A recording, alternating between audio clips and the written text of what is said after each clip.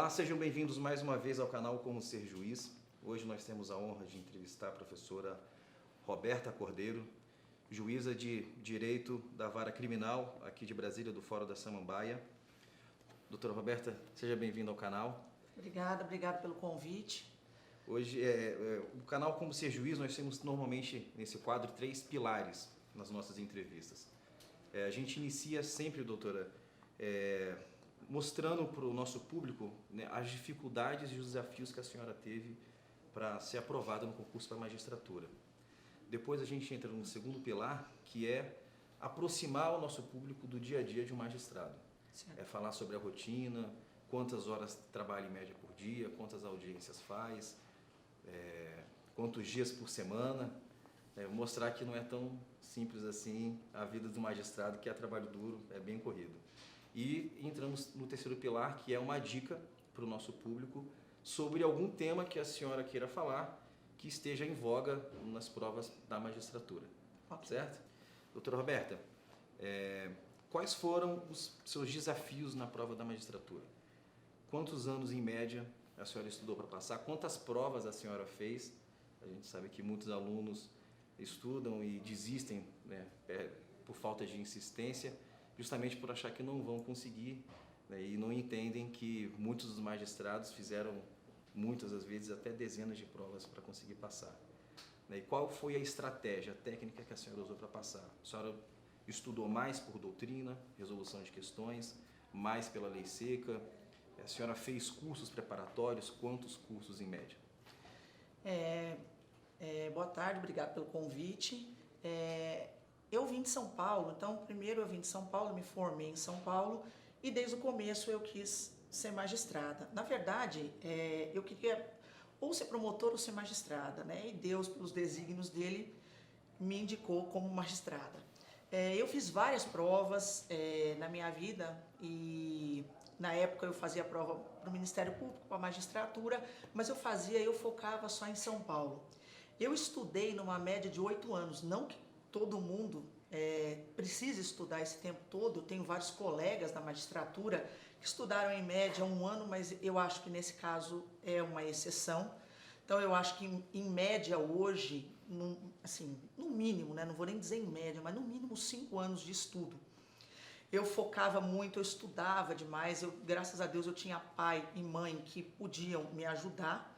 Meus pais eram advogados, eles moravam em São Paulo, e isso contribuiu bastante para que eu tivesse experiência dentro do mundo da prática do direito.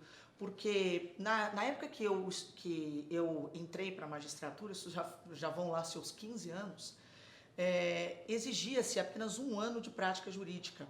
O que, na verdade, começou a se exigir depois, e quando eu fui prestar o concurso, eu já tinha mais do que esse 1 ano. E eu acho que isso é salutar para o candidato, porque o candidato ele precisa ter prática. E essa situação de você ter os 3 anos de prática jurídica é muito interessante. E não só assinar petições, como muitas pessoas pensam, 5 processos por ano é suficiente. Eu acho que deveria ser aumentado o número de processos ainda, porque ser juiz é uma responsabilidade muito grande. Quando a gente passa na magistratura, a gente chega e fala, e agora? E agora você vai decidir a vida de um jurisdicionado, você vai decidir a vida de um ser humano. Então eu acho que essa prática, fora os estudos, é muito importante. Eu estudava muito, graças a Deus eu tinha condições de fazer isso, eu estudava em média 14 horas por dia. Né? E assim, não todos os dias, porque alguns dias eu tinha que frequentar o fórum com a minha mãe, eu fazia audiência, ela me levava, foi uma pessoa que me ajudou muito na minha vida para eu chegar aonde eu cheguei. E fora isso eu estudava bastante. Então, como eu falei para você, em média 14 horas por dia, eu estudava muita doutrina, eu estudava doutrina demais, então eu tinha o meu ritmo de estudo. Eu acordava pela manhã, eu alugava uma sala onde eu estudava, num cursinho em São Paulo na época. Eu fiz muitos anos de cursinho, né? Então, antes disso, eu fiz muitos anos de cursinho. E em um determinado momento eu achei que eu precisava estudar sozinha. Porque não adianta só a gente frequentar aulas, as aulas, na verdade, elas ajudam a gente muito, mas se a gente não sentar e estudar, nada vai ser resolvido. Então, a partir do momento eu estudei, eu frequentava as aulas e depois quando era no período matutino, aí no período da tarde, no período vespertino e período noturno, eu estudava. Aí, em um determinado momento, eu achei que eu não precisava mais do cursinho e eu comecei a estudar. E eu estudava muito doutrina, muito doutrina. Eu estudava tanto doutrina que em um determinado momento eu sabia exatamente a página que estava, o parágrafo que estava, um determinado tópico que eu tinha estudado. Hoje, os concursos exigem muito jurisprudência. Então, jurisprudências e súmulas são muito exigidas, além da doutrina. Eu acho que o candidato ele tem que focar, são os 3 pilares. É a lei seca, a doutrina e a jurisprudência. Hoje a gente não pode escapar dos 3 pilares, porque se você ficar só na doutrina, na lei seca, na primeira fase, você não vai ter tempo para aprofundar isso para uma segunda fase. Hoje os concursos, eles são em várias fases, onde você tem a fase objetiva, aí depois você tem a fase subjetiva, a fase de questões, aí você tem também a fase de sentenças, e aí a gente vai para uma fase oral, né? Mas assim, eu na época estudei com o ministro Alexandre de Moraes, foi meu professor no Damásio, na época em São Paulo, e ele falava uma coisa interessante, ele falava assim, concurso, ele não tem muita inovação, as questões elas vão se repetindo. Então tem muitas pessoas que acham que você pegar as provas anteriores só em casa é suficiente, isso é bom. A gente tem que saber como as questões são abordadas numa determinada prova, mas fazer concurso também faz parte. Então, e outra coisa, eu acredito, né, pela minha experiência, que concurso é uma coisa assim, só não passa quem desiste. Então, pela minha persistência, pela minha insistência, pelo meu estudo, eu acredito que foi por isso que me levou à aprovação. Porque se eu tivesse desistido, eu me lembro que na época nós estudávamos em São Paulo, nós éramos em 4, né? Eu fui aprovada no Distrito Federal, eu tenho um amigo meu hoje, juiz em Uberlândia, uma amiga minha que passou para a promotoria no Espírito Santo e uma outra desistiu. Então, assim, todos que focaram, que foram em frente, que buscaram o seu objetivo, conseguiram chegar efetivamente na aprovação. E seja isso em qualquer concurso. Provas, eu fiz prova demais. Exatamente por causa dessa dica do professor, na época, meu professor Alexandre de Moraes, eu estudava e eu tinha assim foco, todos os concursos, hoje em dia a escassez dos concursos é uma realidade, mas na época que eu fazia, era muito intensa, assim, abria para delegado, procurador, promotor de justiça, juiz, e eu estava sempre, seja da esfera federal, da esfera estadual, eu estava sempre prestando concurso, porque eu queria exatamente saber as minhas deficiências, porque fazer prova para mim também era interessante. Eu agora não estou bem, por exemplo, em direito civil e processo civil, então eu preciso focar meu estudo nisso. Agora, nessa prova, eu não estava bem em tributário, então eu sabia exatamente das minhas deficiências para eu conseguir aprimorar, para eu buscar a aprovação. A senhora já é uma professora já há muitos anos, né, conhecida na internet, né, foi professora do Saber Direito já há mais ou menos uns 10 anos, né? E depois eu gravei de novo. Cheguei a gravar recentemente outro tópico. E, assim, muita coisa mudou. Sim. Né? Eu acredito de quando a senhora foi aprovada na magistratura para cá, sim, em função da rede social, em função da internet, das aulas online, né, dos livros, né, as editoras estão ficando online também, e eu acredito que o material está mais acessível, né, o conteúdo, as aulas também. E eu acho que isso, de certa forma, democratiza a educação, né, no Brasil inteiro. Então faz com que pessoas mais distantes tenham acesso a essas informações. Se a senhora fosse se preparar hoje para a magistratura, o que a senhora faria hoje que é diferente do que fez no passado? Né? Exatamente em função do fácil acesso que tem hoje no conteúdo jurídico e a velocidade que o conteúdo muda também. Né? A gente sabe que a jurisprudência hoje, eu acho que um dos temas, né, mais cobrados nos concursos públicos, né, pelo dinamismo que o direito tem hoje. Então, o que a senhora faria de diferente hoje? Se fosse recomeçar do zero hoje. Se eu fosse recomeçar do zero hoje, eu faria algumas coisas diferentes, mas eu manteria a base, que é a lei seca, o estudo da doutrina, independente das aulas. Hoje, realmente, o acesso é muito grande. Eu vejo muitos alunos, eu gravo aulas e também eu dou cursos presenciais. Eu vejo muitos alunos sentirem a necessidade de ter esse contato com o professor. porque muitas vezes as aulas online, elas não têm esse contato, né? Então, assim, alguns alunos, eu acho que a mescla disso é interessante, tanto a aula presencial quanto a aula online. Eu acho muito interessante, mas hoje o foco maior, ele tem que ser a jurisprudência. Jurisprudência e a internet, ela facilita muito, né? Eu gosto muito daquele site Dizer o Direito. O Dizer o Direito, ele traz sempre coisas atualizadas, inclusive nas minhas aulas. Eu uso isso, informativos atualizados, comentários de informativos. Então, hoje a facilidade da internet, ela é interessante nesse sentido, de manter o aluno atualizado. Então, se hoje eu fosse começar do zero, porque na época, realmente, quando eu prestei, eu estudava, eu prestei para o TJDF, além de outros tribunais. E como que eu me atualizava? Eu pegava a jurisprudência do STF, do STJ, e eu tinha as revistas aqui. Só que eu não tinha tanto acesso às revistas eletrônicas, que elas eram mais manuais, e hoje em dia a gente tem, assim, revistas eletrônicas dos tribunais. Então eu acho que o foco é o seguinte: eu estou prestando concurso para o TJDF, para o TJ de São Paulo, para o TJ do Rio Grande do Sul. Eu tenho que focar na jurisprudência daquele tribunal, especificamente, e também ir aos tribunais superiores. Porque a jurisprudência dos tribunais superiores, inclusive, muda muito. Tendo em vista questões atualíssimas aí, como Lava Jato, etc. Então eu acho que a gente tem que focar, e eu estou falando da minha área especificamente, mas existem outras atualizações que o estudante tem que buscar. O estudante que não busca atualização hoje, ele não passa em prova nenhuma. Doutora Roberta, muito tem se falado, esse é um assunto que está bastante em evidência na mídia, que é a vida dos magistrados.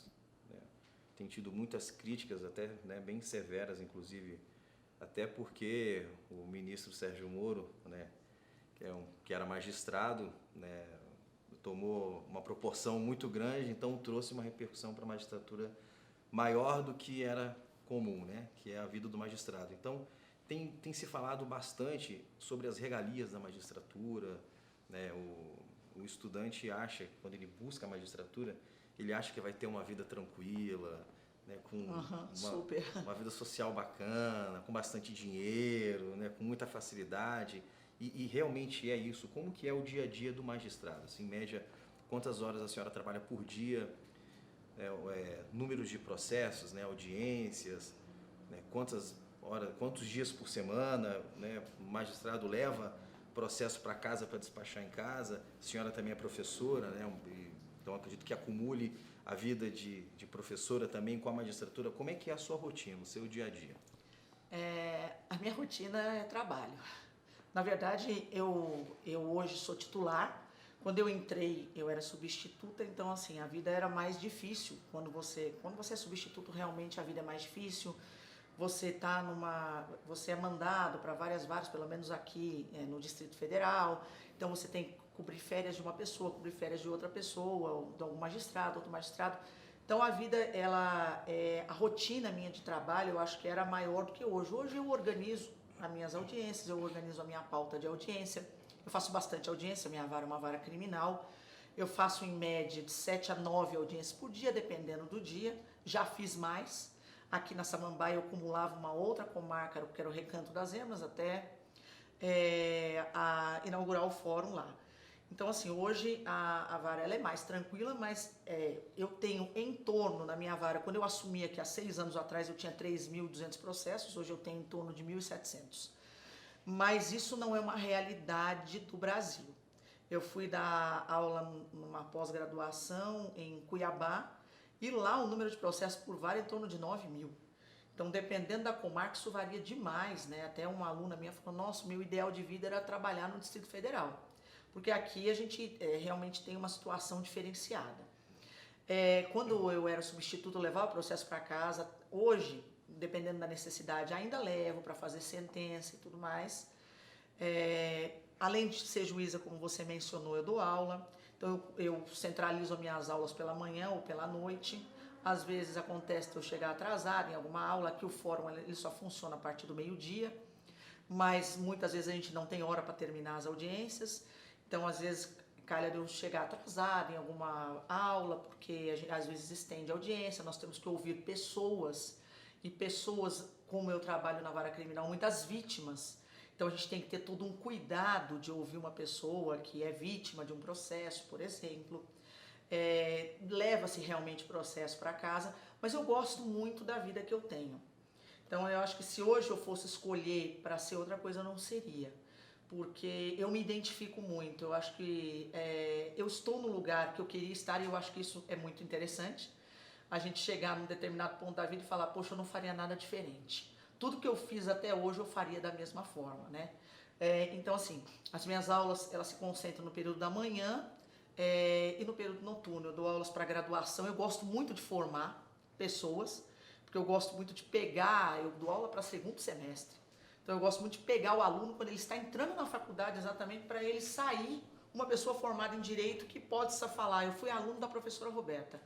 Porque eu sei o que eu faço com os meus alunos para que eu tento formar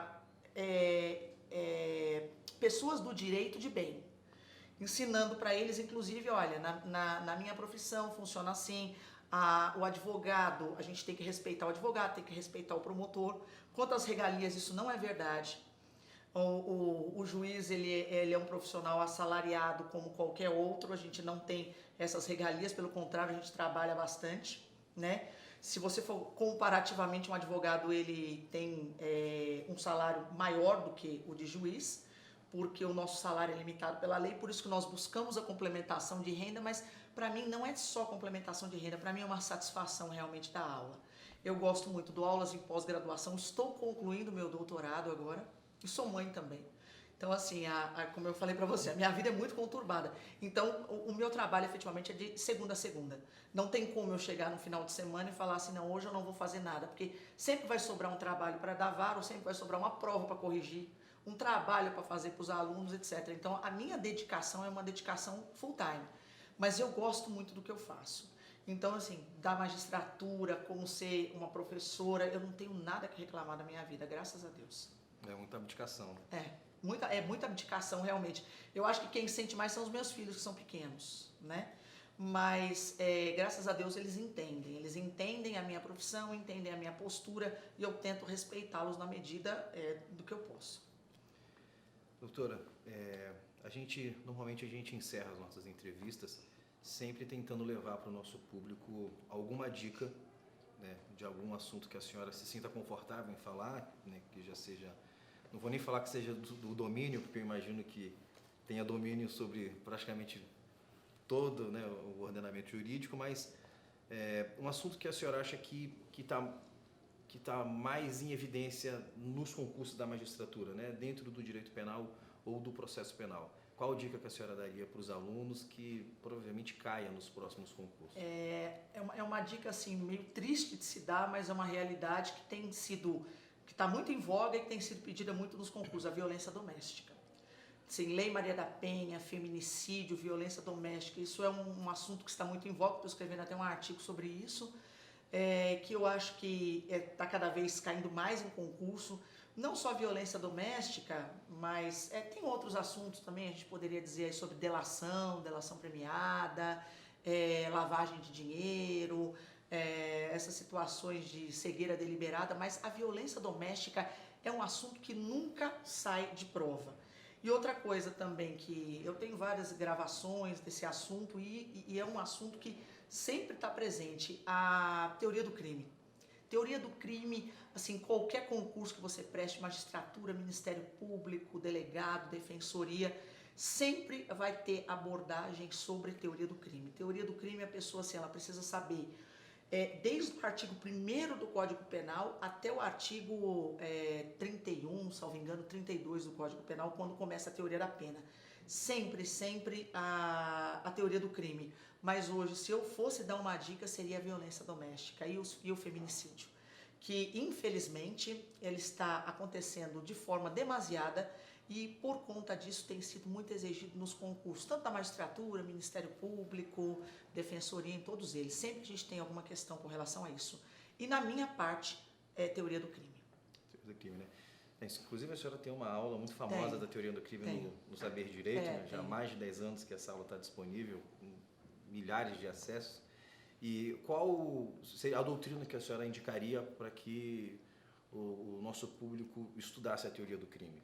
Pelo menos assim umas 2 ou 3 indicações de doutrina. Bom, eu indicaria o professor Rogério Sanches Cunha, eu indicaria o professor Kleber Masson e o professor Rogério Greco, né, que são inclusive o professor Rogério Greco e o professor Rogério Sanches são conhecidos meus, mas não por causa disso, porque realmente os livros deles são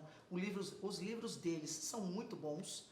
Professor Kleber Masson, atualmente existe um livro dele que chama Teorias Inusitadas do Direito, que está sendo muito cobrado em concurso, muito cobrado. São teorias não só do direito penal, é isso que é interessante, são teorias inusitadas de todos os ramos do direito, que têm sido cobrados bastante em concurso. Então, se hoje eu fosse indicar, além do professor Guilherme de Souza Nucci, o professor Guilherme de Souza Nucci é um clássico no direito penal, ele é excelente, mas assim, de teorias novas, eu acho o professor Rogério Sanches, professor Kleber Masson e professor Rogério Greco, sem descartar, obviamente, o professor Guilherme de Souza Nucci.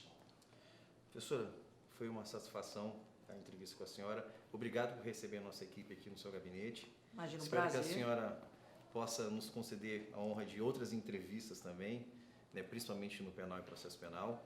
E obrigado por acompanharem o nosso canal. Sigam a gente nas redes sociais e façam inscrição na nossa página, comoserjuiz.com.br. O nosso conteúdo ele é gratuito, mas para os nossos assinantes tem um conteúdo exclusivo que fica à disposição, que são aulas, são palestras e material didático. Obrigado e até a próxima.